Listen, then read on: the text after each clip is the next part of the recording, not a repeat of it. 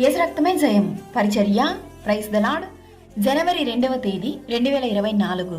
ఈరోజు దేవుని వాక్యము. నీవు నన్ను నమ్ముకొంటివి గనుక నిశ్చయముగా నేను నిన్ను తప్పించెదను. నీవు ఖడ్గము చేత పడవు, దోపుడు సొమ్ము దక్కించుకొనున్నట్లు నీ ప్రాణమును నీవు దక్కించుకొందువు. ఇదే యెహోవా వాక్కు. ఇర్మియా గ్రంథము 39వ అధ్యాయం 18వ వాక్యము. అవును క్రీస్తునందు ప్రియులారా, ఈ లోకంలోని మనుషులను నమ్మితే మోసపోతారు. మీ నమ్మకాన్ని కృంగదీసి మీ చేయి విడిచి వెళ్ళిపోతారు. కానీ సర్వసృష్టికర్త అయిన దేవుణ్ణి నీవు నమ్మినట్లయితే నిశ్చయముగా ఆయన నిన్ను చేయి విడువడు. నీవు ఖడ్గము చేత పడకుండునట్లు ఆయన నిన్ను రక్షించును. నీకు అర్థం కాని పరిస్థితులు నీ జీవితంలో ఎదురైనా బంధువుల మీద, రాజకీయ నాయకుల మీద, సంఘ కాపరి మీద ఆధారపడి జీవించకు. దేవుని సన్నిధిలో మొరపెట్టు.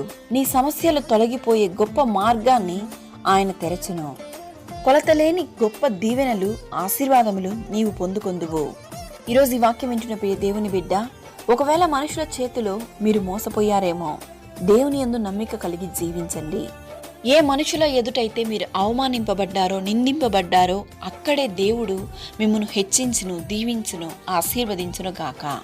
ఆమేన్. God bless you.